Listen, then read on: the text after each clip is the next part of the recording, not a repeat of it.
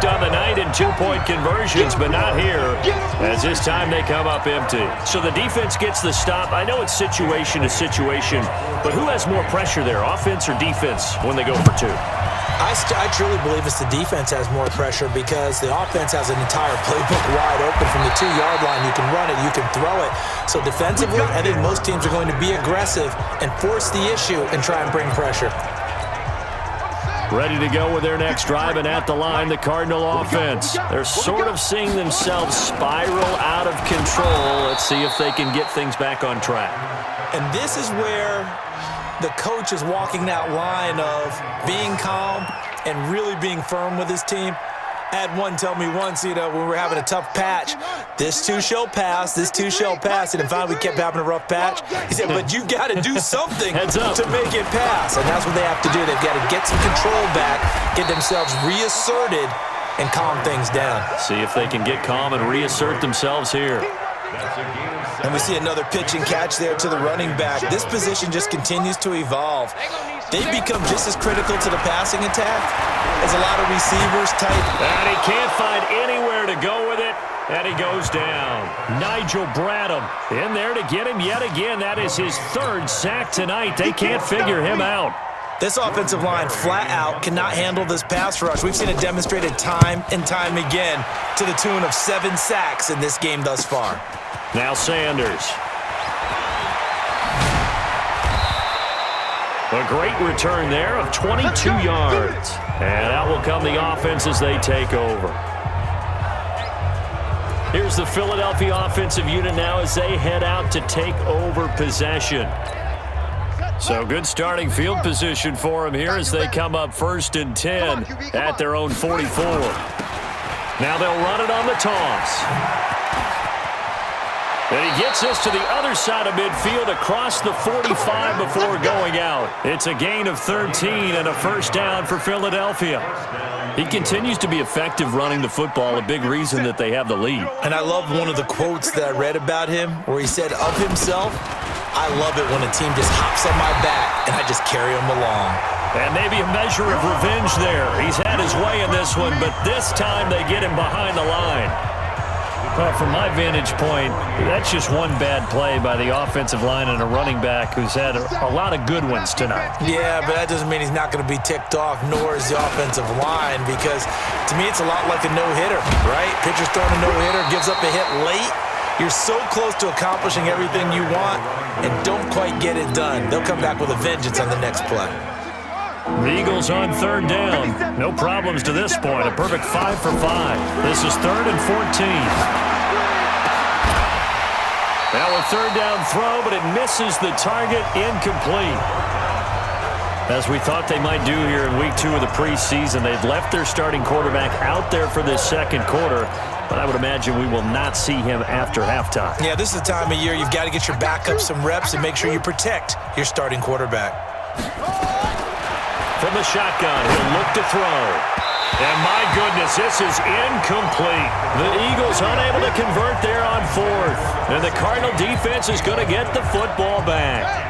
Well, certainly not the way that they were hoping that possession would end, failing to convert on 4th. And now they've got to make sure that they keep their poise, they keep their confidence. Just because it didn't work once doesn't mean if they get that same situation later that they shouldn't go for it again. The defense feels great, but the offense, they can't be despondent. From just shy of midfield, Murray. And that's going to wind up incomplete. However, we do have a flag down. Let's check in with our referee.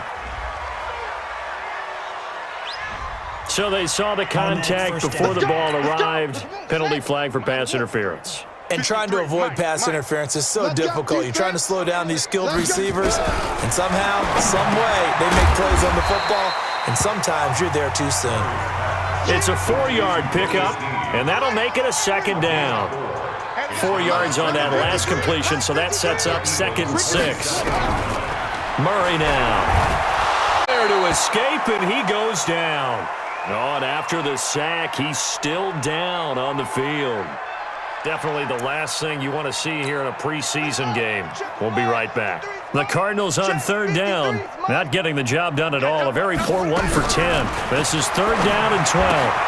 Got an open man it's Scott.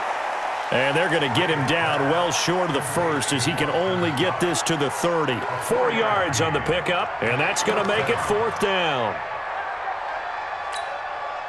And Dan Bailey now for the field goal try. And we've hit the 2-minute mark in this first half of action. Coming up at halftime, I'll go from one personality, that's you, Charles Davis, to another one in Orlando, the coach. He'll have stats and scores from around the NFL. You and Jonathan Coachman both larger than life. No doubt about it. But you're stuck with me in this booth, yes, and he's miles away and smiling. And happy. Well, we looked at each other right away. We knew that flag was coming out. And I always enjoy the conversation post because officials always tell you, I don't want to throw the flag, but you caused the play. You did it. I had to. Looking to throw. Ray. And that is incomplete. He couldn't hold on through the contact. Brings up 2nd down. So after the incompletion on first, now 2nd and 10. To throw again. Ray got his man. It's Williams. And they'll bring him down line. And they're left looking at 3rd and 8 after the 2nd down pass play only went for 2. From the gun, Ray. And that is incomplete. So now here in the 2nd week of the preseason, you'd expect the starters to play a little bit more than they did in week 1, but not a whole lot. So if you're an offensive coordinator, what are you looking for? What you're looking for is things getting cleaned up as you go along because most of your playbook's probably installed. How well are they handling it? Easy in and out of the huddle? No mental mistakes? Are they starting to look like a good offensive football team? So the drive stalls out inside the 15-yard line, but they do get 3. And I've talked with enough players nowadays, and when they have these types of kicks, that no one says to their guy, hey, that's just like making an extra point, piece of cake. Because the extra point is not a piece of cake anymore.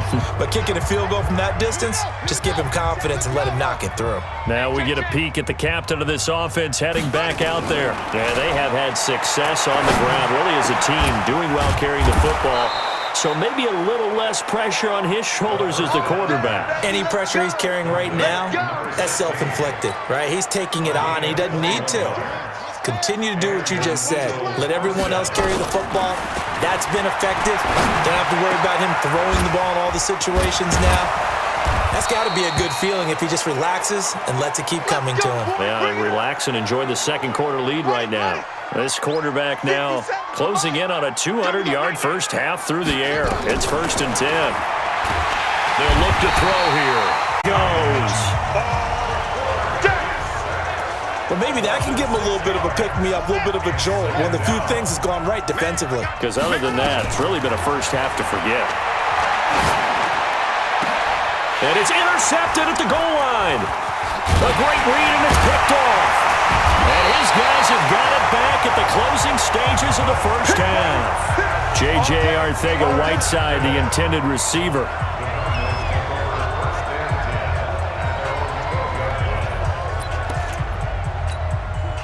Arizona's offense at the line, ready to get their drive started. And the ball backed way up, so thinking with this amount of time on the clock, probably just sit on it, and we'll see these two teams go to the lockers. Yeah, I don't think you want to overthink it in this situation. Either side of the ball. Just go ahead and finish up the half and get on out and talk about it. So we've reached halftime here in what is quickly turning into quite a rout. As we send you on out to our studios in Orlando, here's Jonathan Coachman at REA Sports Halftime Report. Okay, Brandon, thanks very much. We'll get back to you and Charles in just a minute. Week 2 of the preseason is upon us. We've got 2 more after this one, and then we get it all started, as we normally do, on the first Thursday after Labor Day. In our game, still a lot to keep an eye on. Guys battling, trying to make a ball club. We'll send it back to 2 guys already on our team. That's Brandon Godden and Charles Davis. All right, Coach, thank you, and we welcome everyone back for quarter number 3. Bailey now to kick this one away. This fielded a few yards into the end zone.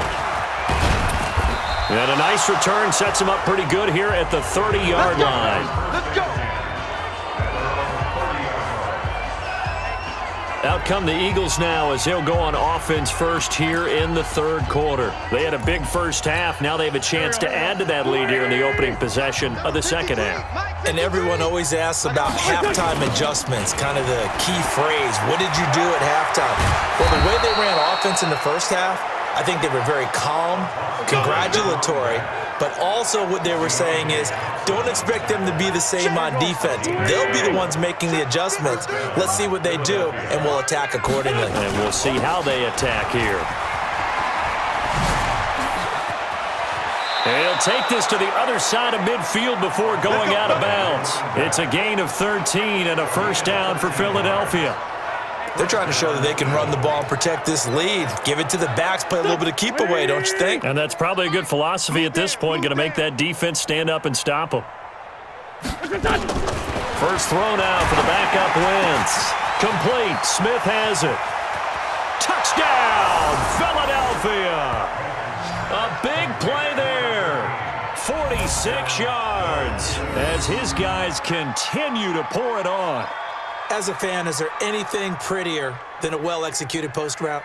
No, it's a thing of beauty, especially when it's done like that for a touchdown. The throw, the catch, on after to get it to the end zone.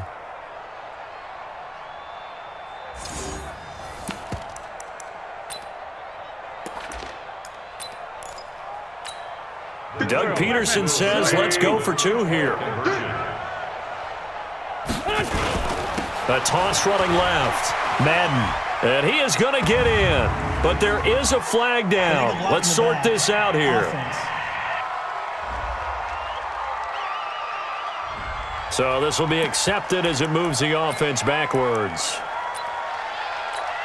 Now Wentz going to lead the Eagles up to go for two. Let's set a tone, fellas. Let's set a tone. Working from the gun. Wentz toward the end zone, but that's going to wind up incomplete.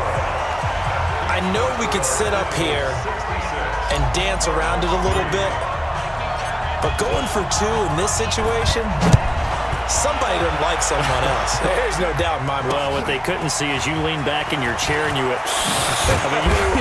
yeah, that's not a good decision. They didn't get it, though. Yeah, I don't think you can just say, well, my kicker's hurting this spot. No, okay. The Cardinals offense now ready to get their first opportunity here in the second half. They're down in this game. A chance for the offense, though, to put something on the board, get some momentum here in half two. Try and get things kick-started for them. And you know at the half, they discussed how they were going to get that done. This is where scripting comes into play a lot of the time. How many plays do you script coming out of the second half? Most of the time in the first half, you're scripting 12 to 16. I think in the second half, you're really scripting more like 8 to 10. Kind of a starter or an opener, whatever terminology they use. Just something to get you off to a quick start. They try to throw on second down, but this one is incomplete. These guys have punted 4 times already, and they're staring at a fifth, barring a conversion here on third down. They'll run with Drake. And that closed up quickly there as he gets it up only to about the 17. Just a 1-yard gain on the play, and that'll mean a call to the punt team as it's fourth down. We often talk of situational football. Let's just call it team football. The defense did their job, got off the field, brought the punting situation, so they're turning the ball back over to their offense. You think those guys will get along very well right now? Of course they will. Defense helped the offense. Now it's their turn to take it downfield. Here comes Eagle offense now as they get set to take over here.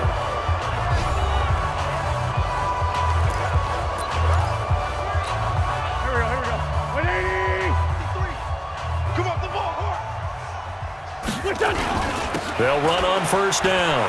Madden. And some room to work. And he is out of bounds, but not before he's inside the 30. 17 yards and a first down for Philly. How many times do we say in this game that speed kills, and it does it in so many different ways? In this case, you got a back who's quick and shifty, can make moves, make people miss, but also gets to and through a hole before it can close down. That's some of the benefits of that speed, not just outrunning people in the secondary. And that led to a really nice game. Right back to him on first down. Oh, he's got a little daylight. And he'll take it into the end zone for an Eagles touchdown. A great play there.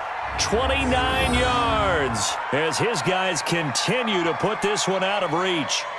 Well, partner, that was another explosive run, and one thing I've learned in our time in this game, yes, the offensive line has to get a lot of credit,